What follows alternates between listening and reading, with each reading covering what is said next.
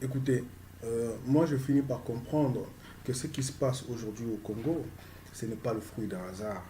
Parce que je veux introduire un fichier auquel vous allez entendre, vous allez voir deux personnes euh, vous expliquer à peu près la vision globale que nous vivons à travers la politique d'aujourd'hui qui a été conspirée par une certaine élite et vous allez vous-même tirer votre propre jugement par rapport à tout ce qui va se dire.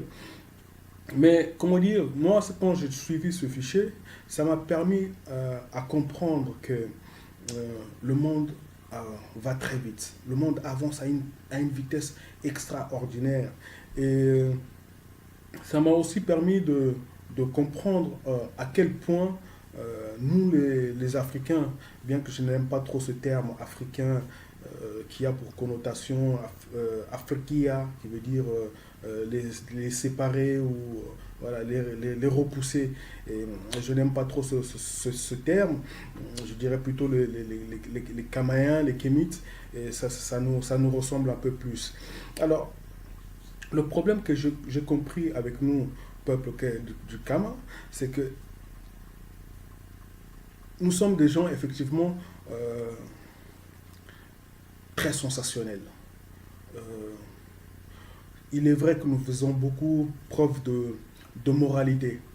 Alors, Nietzsche disait que la moralité est une science pour les faibles.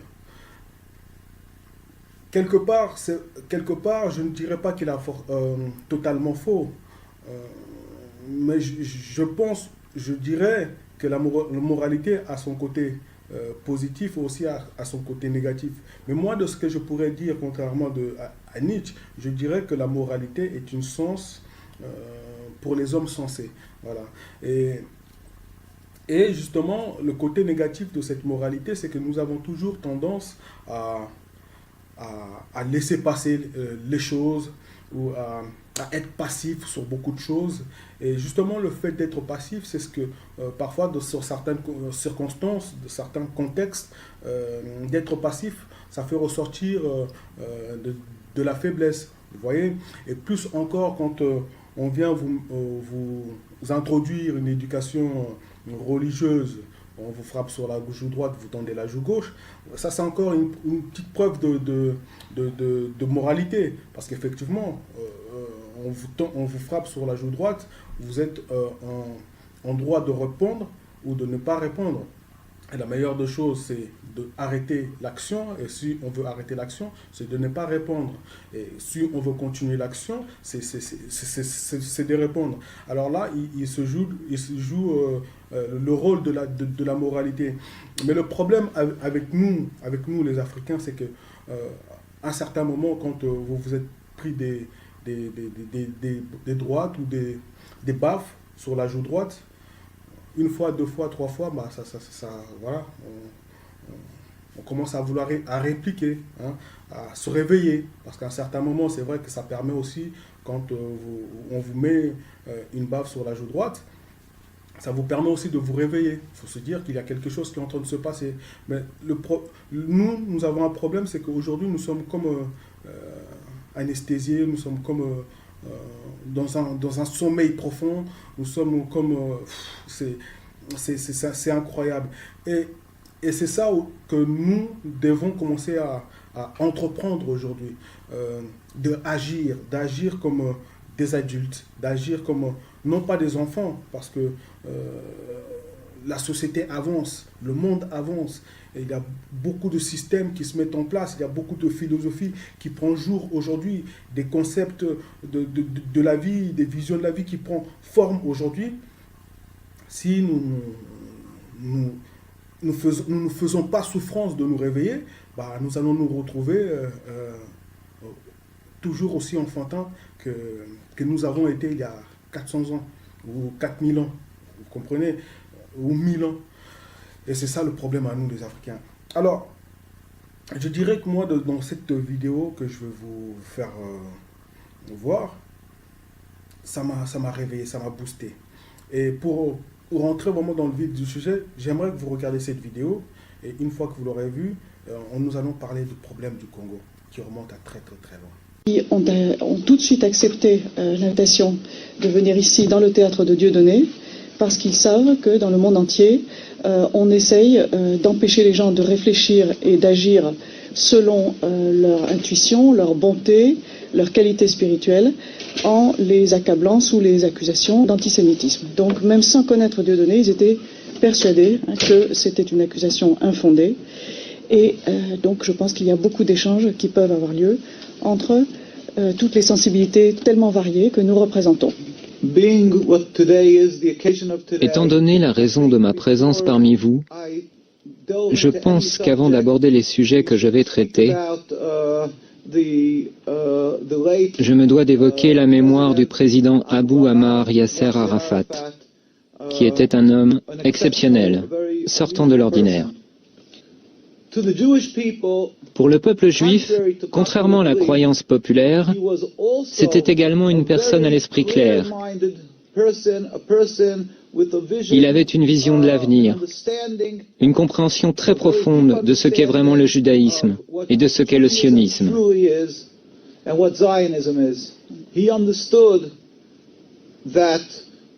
Il avait compris que le judaïsme est une sainte religion, plurimillénaire. Et il n'avait absolument aucune forme d'animosité, d'une quelconque façon, à l'encontre du judaïsme ou du peuple juif. Au contraire, il savait que le sionisme est très différent. C'est ce que j'expliquerai brièvement. Les sionistes, bien entendu, le dépeignirent sous les traits d'un antisémite, comme ils le font de n'importe qui, en Europe ou ailleurs dans le monde, qui tenterait de se dresser contre l'État criminel d'Israël et contre les agissements criminels qui émanent de l'État d'Israël. Ils affirment de manière automatique que cet opposant est antisémite, afin d'étouffer son opposition en la faisant passer pour une lutte contre Dieu. Ils donnent à croire que toute personne qui s'oppose au sionisme et à Israël serait quelqu'un qui blasphémerait la Bible et nourrirait de la haine envers les Juifs. Maintenant, je vais vous expliquer brièvement ce qu'est le sionisme. Comme je vous l'ai dit, le judaïsme est une religion plurimillénaire. Elle remonte aux patriarches Abraham, Isaac et Jacob. Le sionisme est à peine centenaire, créé par Theodor Herzl et ses amis, des gens totalement athées, des gens qui étaient totalement étrangers à la religion, qui détestaient la religion. D'après la croyance juive, depuis la destruction du Temple il y a près de 2000 ans, c'est-à-dire depuis l'exil du peuple juif, Dieu a fait jurer au peuple juif de ne point tenter de retourner en masse sur la terre d'Israël.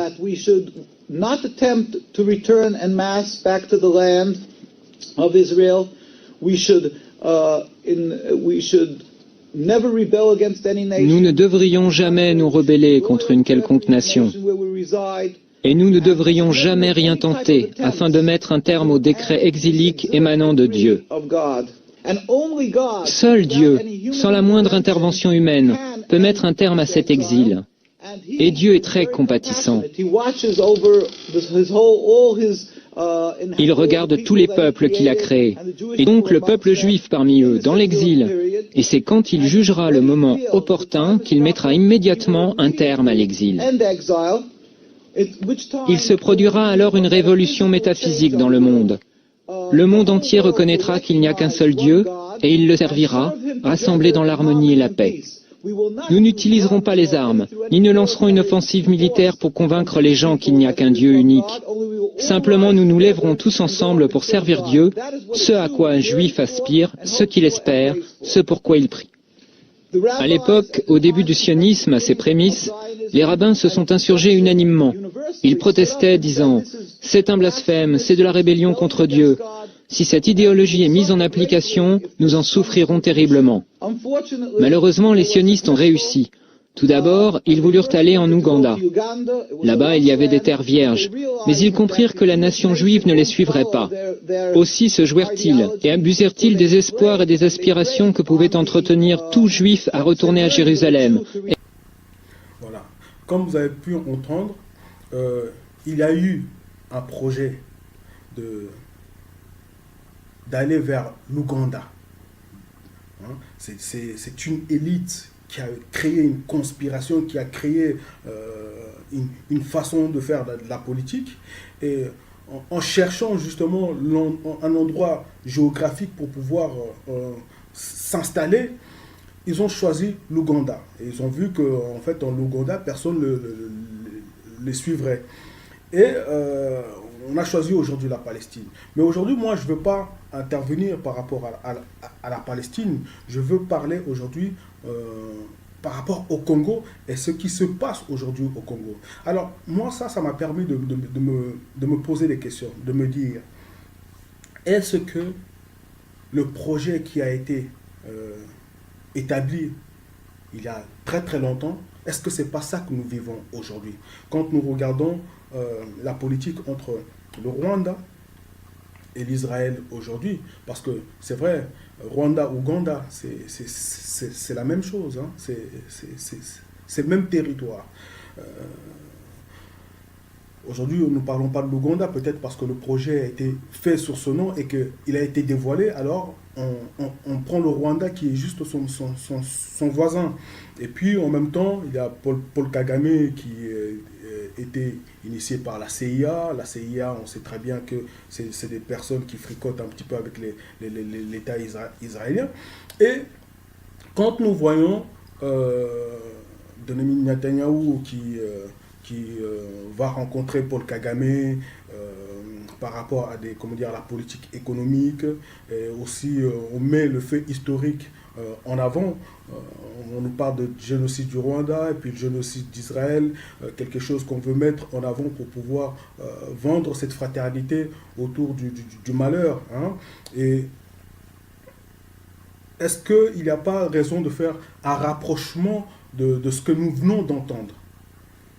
Vous voyez? Alors, aujourd'hui, ce que nous vivons, moi personnellement, de cette analyse, je me dis que c'est tout simplement un projet effectivement qui a été peut-être mis en veille. Aujourd'hui, ce projet est en train de prendre jour. Il n'est pas fini. Et ce problème que nous vivons aujourd'hui, c'est une vision de la politique qui a été rejetée déjà.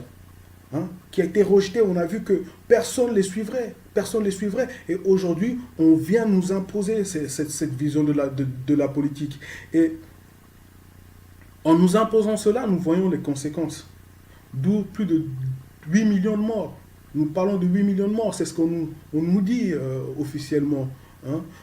Et en réalité, c'est peut-être plus de 8 millions de morts. Alors, de cette politique, nous voyons que c'est le Congo qui est meurtri. C'est le Congo qui est déstabilisé, c'est le Congo qui est souffrant tous les jours. À combien plus forte raison que nous devons surtout nous les Congolais, nous devons comprendre que le monde avance. Que pendant que nous chantons, nous dansons, pendant que nous attachons à des choses futiles, à des choses qui ne sont pas importantes, des gens ne dorment pas. Les gens ne dorment pas pour changer ton cours d'histoire. Parce que nous vivons dans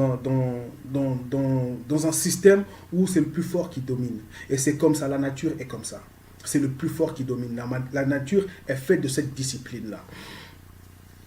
Bien que si nous voulons mettre effectivement en avant les principes de l'homme, de l'humain, un homme ne domine pas un autre homme.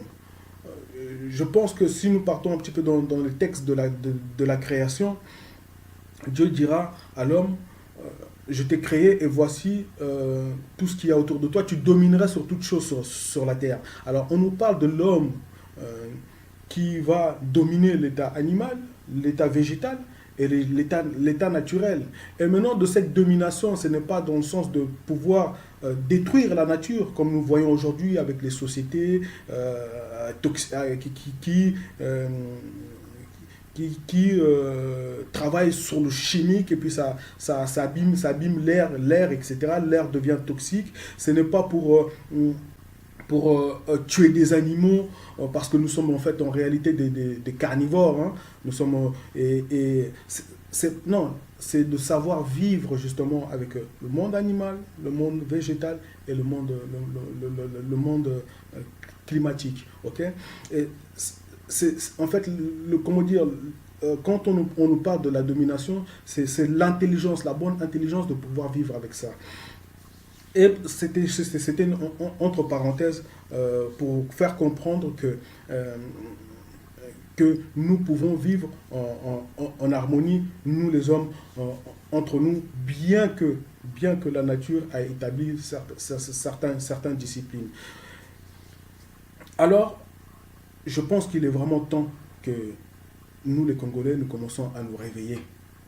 Parce que le temps est grave. Beaucoup de gens, aujourd'hui, beaucoup de sociétés qui étaient pas avancées il y a eu quelques siècles en arrière, aujourd'hui, ces personnes, ces sociétés commencent à s'impliquer dans l'évolution. Nous avons vu l'Inde, nous avons vu aujourd'hui, il y a le Nigeria. Le Nigeria qui est dans le cours de l'histoire. Il y a le Nigeria, il y a le Ghana, etc. Il y a d'ailleurs même encore le Mali. Le Mali qui s'implique dans l'évolution. Et il faut que nous sachions une chose, que quand nous parlons de la politique, ce n'est pas seulement ce que nous voyons aujourd'hui, avec des articles 73, 64, etc. Faisons la politique de grande envergure. Hein. Faisons la politique de visionnaire. Aujourd'hui, il y a des gens, il y a des cellules assez importantes, des cellules de réflexion, des gens qui dirigent ce monde, qui estiment qu'on va rentrer dans une nouvelle ère. Et dans cette ère, l'homme devrait être en capacité de pouvoir comprendre le paradigme qui va arriver demain. Et ceux qui ne seront pas capables de comprendre le paradigme dans lequel nous allons vivre demain, ils sont considérés comme du bétail. Vous n'êtes pas homme. Vous n'êtes, selon votre façon de concevoir les choses, vous n'êtes pas homme. Alors, quand vous voyez, par exemple, nos villages à nous, vraiment les villages reculés de l'Afrique, des gens qui n'ont pas le moyen de lire, pas le moyen de s'instruire, pas le moyen d'être en contact avec d'autres civilisations, d'autres sociétés, ils ne peuvent pas acquérir de la matière grise pour permettre à s'émanciper au niveau de la conscience, au niveau de l'intellect. Et ces gens-là, effectivement, sont considérés dans ces cellules comme étant des sous-hommes, comme on dit. Et aujourd'hui, nous devons faire attention à cela. Quand vous avez une société où la majorité des gens ne vont pas à l'école, ne s'instruisent pas, vous êtes vous-même déjà en danger, vous mettez vous-même en danger. Et c'est ça qu'il faut faire attention. Quand vous avez par exemple un gouvernement qui ne met pas des écoles, qui ne injecte pas de l'argent dans la matière, dans l'intellect, quand vous avez une société, un gouvernement qui ne s'applique pas à cela, c'est un gouvernement qui est complice justement de ces actes qui vont venir après, parce que ces gens-là seront considérés comme étant des gens qui ne seront pas dans les principes du paradigme qui va venir, et c'est des gens qui sont bons à détruire. Et aujourd'hui, nous voyons pourquoi on extermine. Parce qu'il faut dire les choses clairement, il faut dire les choses ouvertement, il ne faut plus mâcher les mots, il faut être le plus clair possible. Vous êtes arriérés par rapport à ces personnes-là. Vous êtes considérés comme des arriérés, vous êtes considérés comme des moins que rien. À combien plus forte raison que nous, aujourd'hui, qui sommes extrêmement en retard, je parle du Congo au niveau de beaucoup de choses, nous devons nous impliquer. Nous devons nous impliquer pour pouvoir demain changer aussi notre société et être à la hauteur, en tout cas, de ce qui est la grandeur du Congo.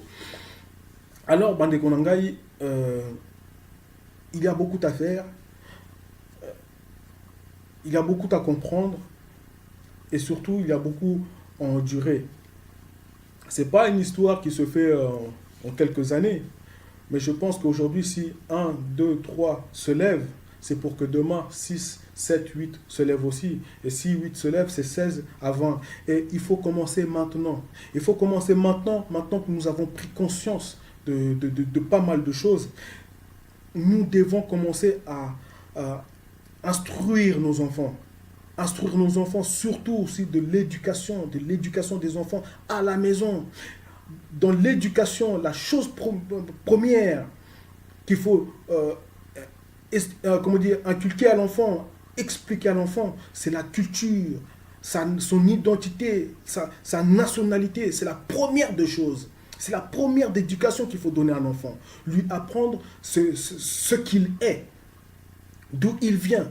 Et c'est ça, c'est par rapport à ça, c'est dans ça qu'en fait va venir s'installer d'autres éducations, etc. Et ce qu'il va acquérir dans l'école ou dans la vie, dans la société dans laquelle il vit, il va s'en servir justement pour pouvoir oxygéner d'où il vient, de la première éducation, sa société, voilà d'où il vient, quoi. Et famille, impliquez-vous dans l'éducation des enfants, parce qu'aujourd'hui, le monde avance. On dit que quand vous vous occupez pas de la politique, c'est la politique qui s'occupe de vous. Et aujourd'hui, si nous, à la trentaine d'années, on se dit de faire de la politique, ce n'est pas parce que nous voulons la faire par plaisir, c'est parce que nous avons compris qu'aujourd'hui, il est temps. Il est temps de nous réveiller, il est temps de participer au cours du changement, il est temps aujourd'hui aussi de faire de meilleur de nous pour que notre pays avance. Avec le peu de force qui nous reste, avec le temps qui nous reste, que Dieu nous accorde, nous allons mettre du maximum de nous-mêmes pour que demain la société congolaise elle soit digne du nom Congo, hein, et que demain la société congolaise elle soit reconnue comme la grandeur de son pays. Voilà ce que j'avais à vous dire aujourd'hui.